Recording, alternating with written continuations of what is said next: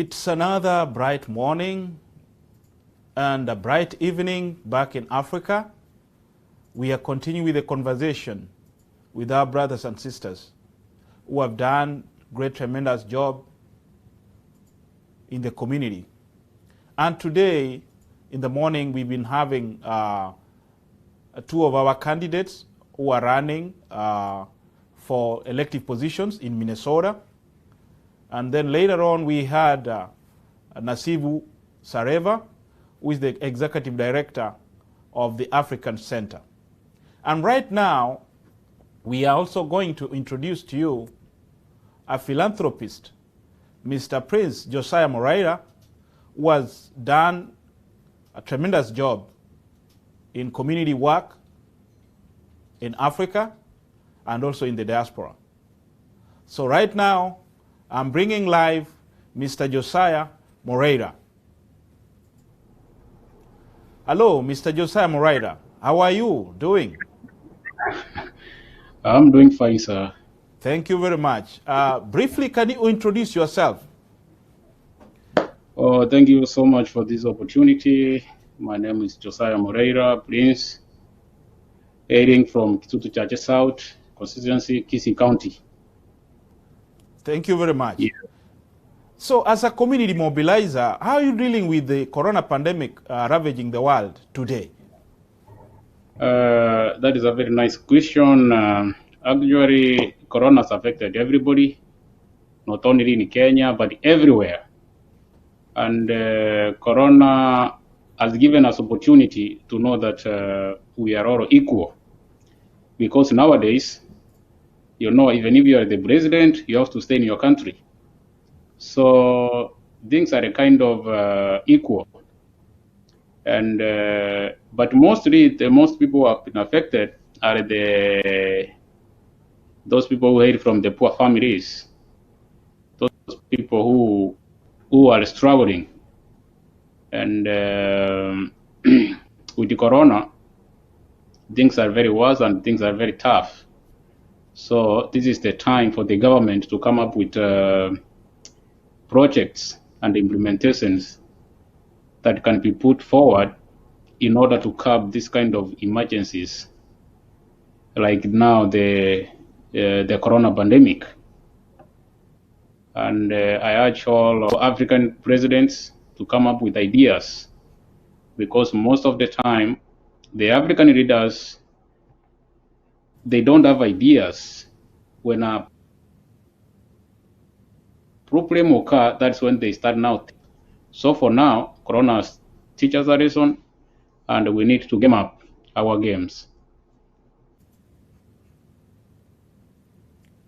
Yeah, we have a technical issue there, Mr.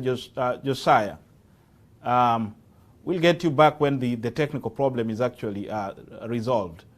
We are not getting you live again, so we are waiting for the technical team actually to bring you back again. I'm giving you 10 seconds, then I'm going to end it. He's back. Okay. Josiah Moreira, you're there. You lagged a little bit. Okay. The next question we are having is about your community involvement, especially in your philanthropic initiatives. Can you give us a few examples of what you have actually done to your community? So far, we have done a lot of things, like, you know, nowadays, since Corona came, so most people are suffering, people are so sick, people need help. And for me, I don't need to see the youths being idle. You know, once the youths become idle, that's where you see cases of pregnancies, that's where you see cases of crimes in our societies. So I decided to go ahead and come up with tournaments. I decided to go ahead and come up with kind of some projects which can empower youths, more so those teenagers who are 18 and left idle. They might end up doing some nasty things in the community. I'm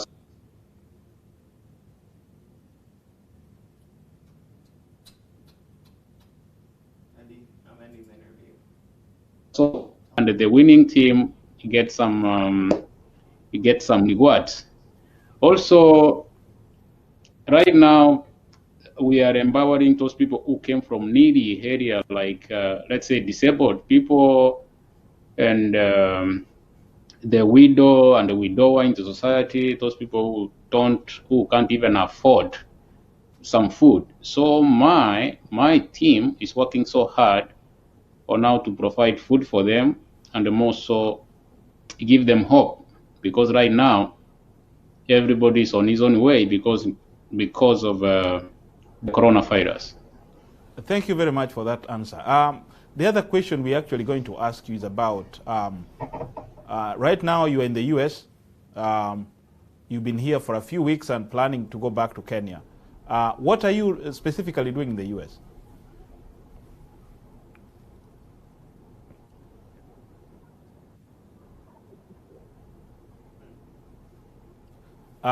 Did you get the question, sir? Mr. Josiah, can you hear me? Yes, come again, please. Okay, thank you very much. You've been in the US for a few weeks, planning to, and you're planning to go back to Kenya. So what specifically are you doing in the US?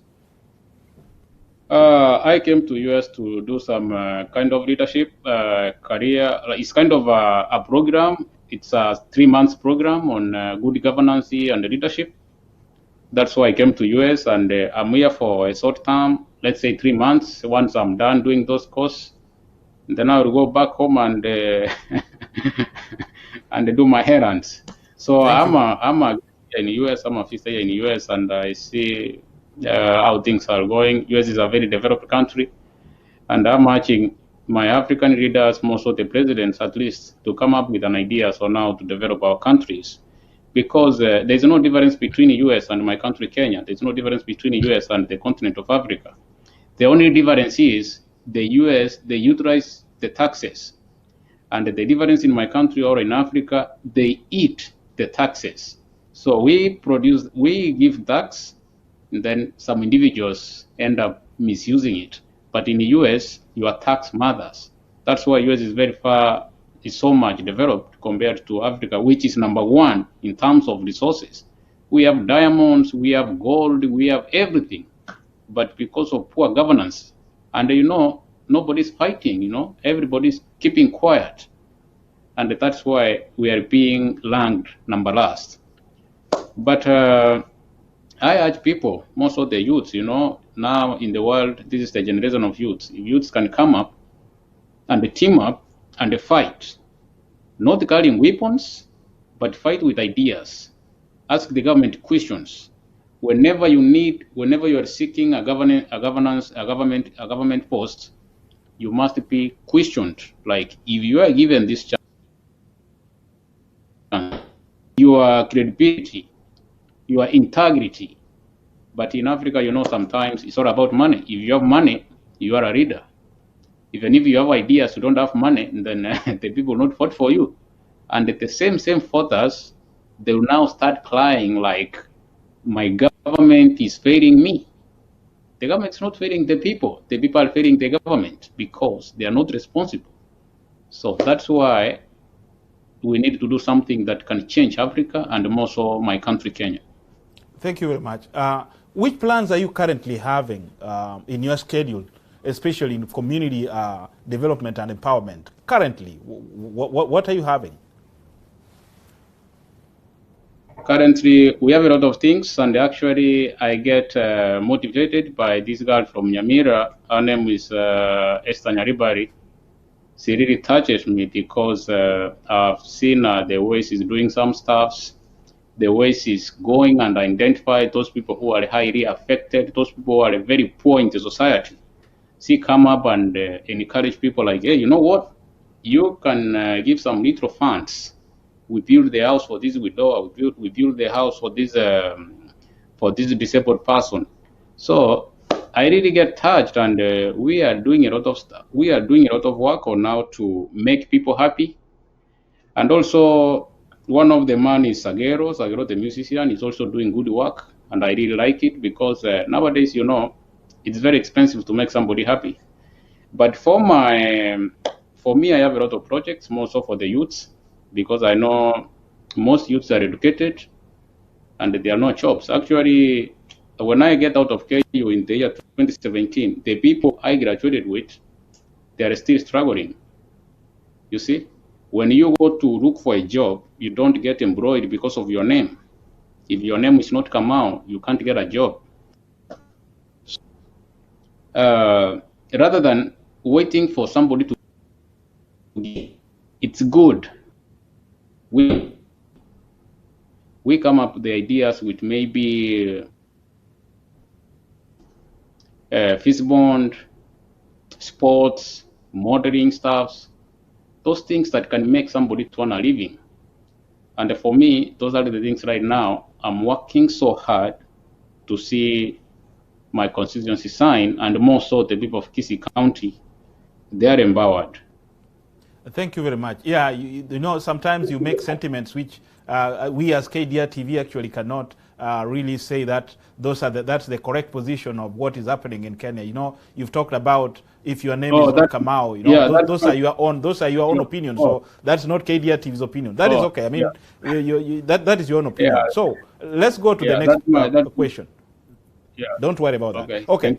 Let's go. You ran for a political position or an elective position in 2017, general elections. Are you still contemplating for another shot in 2022 general elections? Actually, for me, it's not only running, but I've been a leader since I was a young boy.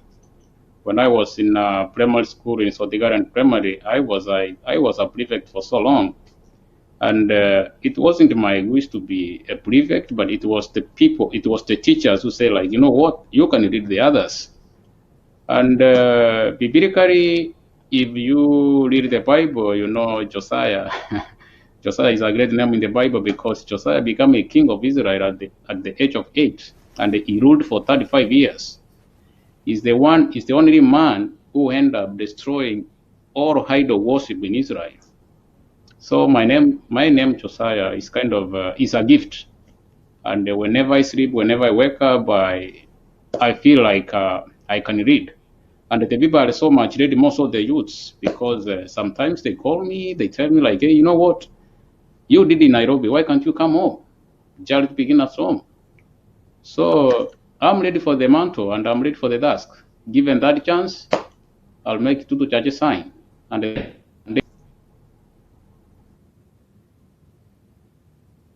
yeah, we've run into another technical issue there. We hope you are getting the technical team is getting you back on from your end. And viewers who are watching right now, we are having Honorable Prince Josiah. He's a philanthropist. He loves to do youth empowerment initiatives, especially back in Africa. But right now, currently, he's in the U.S. for a few months. So, Mr. Josiah, we are seeing you're back. Thank you very much. You ran into some technical issues again. okay. You are a key person in youth development initiatives and empowerment in your community, and the youths actually love you pretty much. Some of the pictures we saw you distributing uniforms to various soccer teams, distributing food supplies to the poor, the needy, helping out to mitigate people, the disabled people from the community, or the less privileged people in the community, speaks a lot about yourself. So, are you having some specific model to shape the destiny of youth, both in diaspora and back in Kenya? Actually, that is a very nice question. And my aim is to see everybody empowered, no matter where you are, even if you are in Israel, even if you are in the US, you are in Africa, you are in Kenya. You know, when a youth is empowered, the community is empowered, the world is empowered. So me doing that is because I want to see a happy community, a happy people. Because right now, there are a lot of challenges facing, more so when you don't have a job.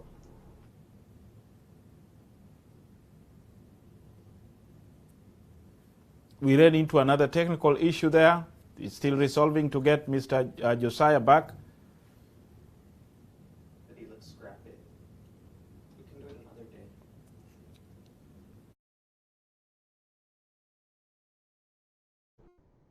empowering our suffering youths in my country, in Kenya, and also in Africa. We can come up with projects like soccer, whereby we sponsor some teams, If somebody gets success, we can join big clubs like the way Victor Wanyama did. We can come up with modeling agency, whereby those ladies who feel like they can model, they can go on runways. We can come up with Someza Mwensako, whereby those bright students who manage to score good marks in Form 4 level, and they get good grades to go to university, they don't. We, the diaspora people, they can come up with like somebody sponsor, like, hey, you know what? We can take this person to school. And also we can come up with several projects like poultry,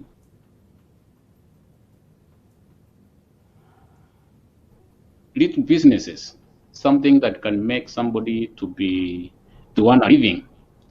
And that thing is possible if we come together and support each other. Unity is wealth. But if we like, oh no, I can't do that, I want to be myself, and then we have a wrong way to go. So I urge my friends in America, I have my friends who are in Israel, Canada, UK. Let us think about Africa too. Let us think about our classmates, our sisters. It's not about Moreira, it's not about myself, but it's about if I get somewhere, can you be in a position whereby you get empowered and then the majority become empowerers? So for me, it's better we empower each other. Thank you very much for that answer. Let's look at some of the specific. I mean, we've got everybody has challenges. When you're helping the community, at least you've got some specific challenges. So do you? What are some of the challenges you are facing while helping the needy in the community? And maybe well-wishers who are listening today or later can join hands with you to reach a wider audience or margin area to assist the needy. Yeah, actually. Helping the people in the community, more so, it needs a lot of money.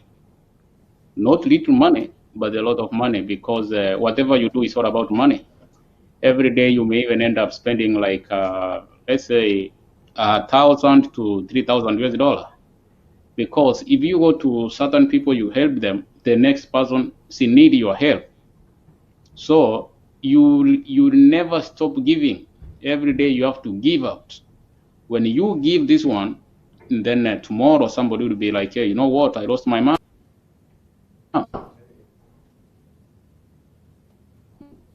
Then the next person will tell you, you know what? My brother is in the hospital. What is needed? 1 million is needed. What can we do? We need a fundraising. So it's a continuous.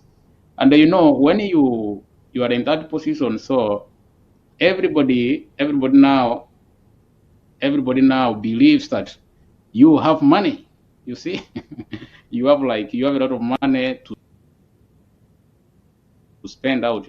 Not about that I have a lot of money. It's that the little I have, that's what I share with them. And if I can get some people who can come up and also help the disabled, because I sympathize with the disabled in the community, because they can't go to work, they can't go to farm, they can't go even to the river. They need help. They need a lot of help. Actually, $1 given to that person, it can change his life or her life. And I urge those people who can come up and join me. We talk together, because as long as I'm in the US, I'm planning to meet the Kisi community and more.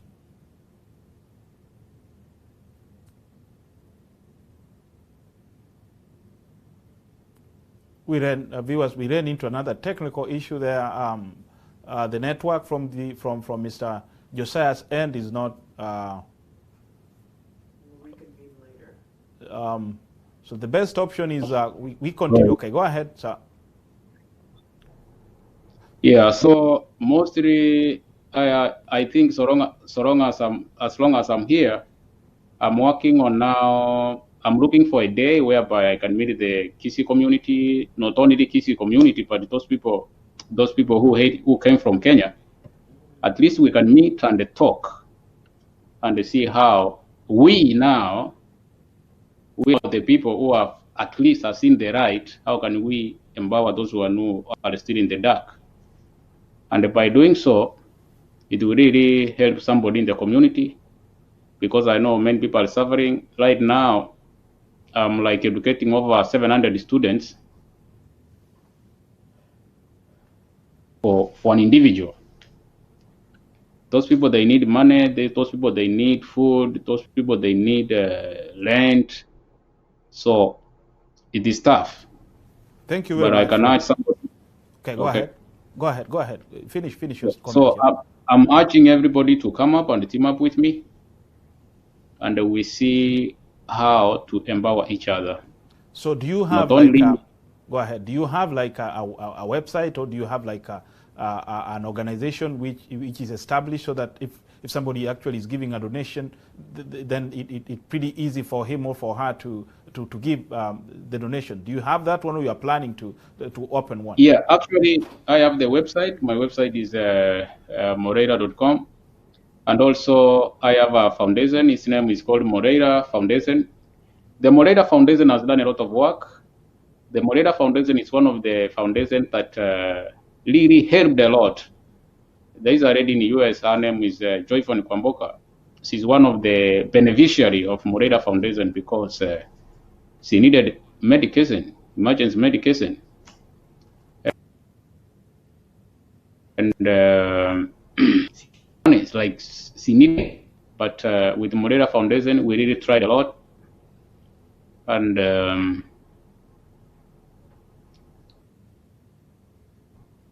come up with over $3,500 to many people who are now outside because of coronavirus. But once the school are open, still the Moreira Foundation will take some people to school, and the people still they keep coming. There are so many, and that one man cannot handle them. But whatever small we do, for me, I can say I've really helped many people, and I thank God for that. Thank you very much. Yeah.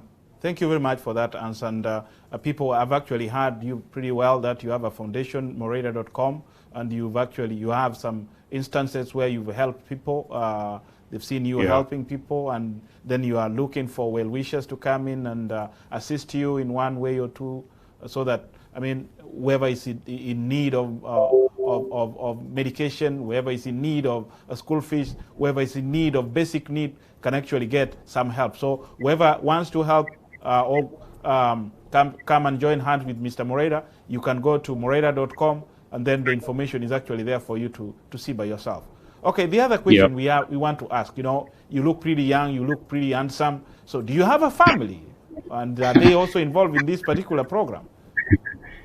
Most families, they don't like politics, and or they don't like being on the front line of fighting for their rights.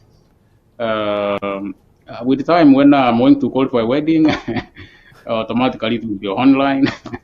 So that's what I can say as for now. Thank you very much. Thank you very much. So with that, we would like you to give your closing statements, especially urging people to support you, urging people to come and join hands with you. So I'll leave the screen for you, so that the camera will be on you, will be focusing you, so that you can actually give your closing statements. Go ahead, Mr. Moreira. Okay, so what I can tell my people is that it is now the time that we don't need to sit back and see and wait for somebody to fight for us. This is the highest time. You as an individual, you need to come up and fight for yourself. This is the good time that you need to bring your impact in this world. When you sit down and say you don't care, and then at the end, either your children or your great-grandchildren will suffer, because you never take an action to fight out.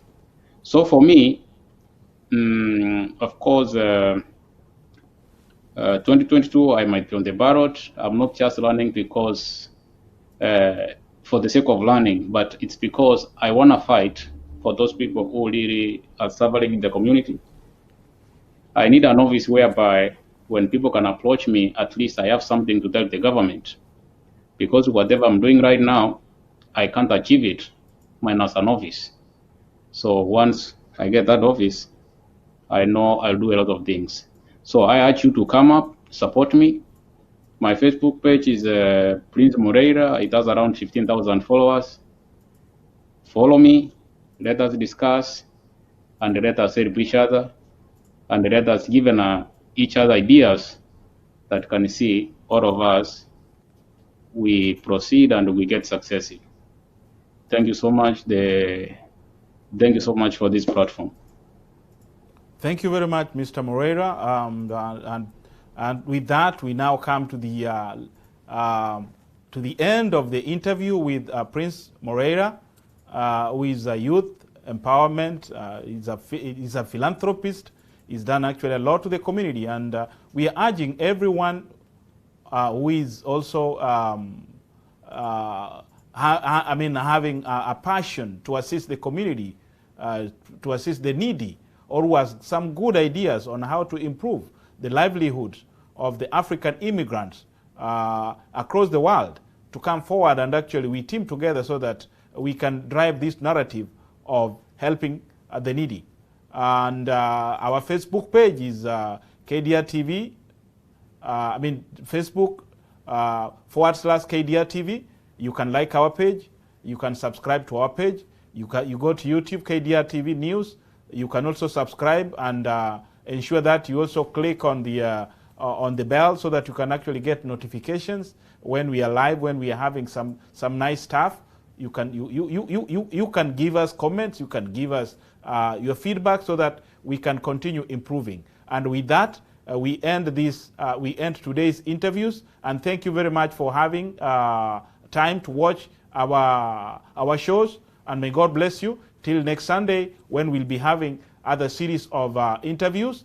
And on Thursday, we're also having a very candid interview with our own diaspora, who are going to give us some information on how to fight or to end gambling, which is affecting African immigrants, especially in the U.S. Thank you very much. May God bless you. Till next time, my name is Kebwato Omweri. Thank you very much. Let's meet next time. Bye.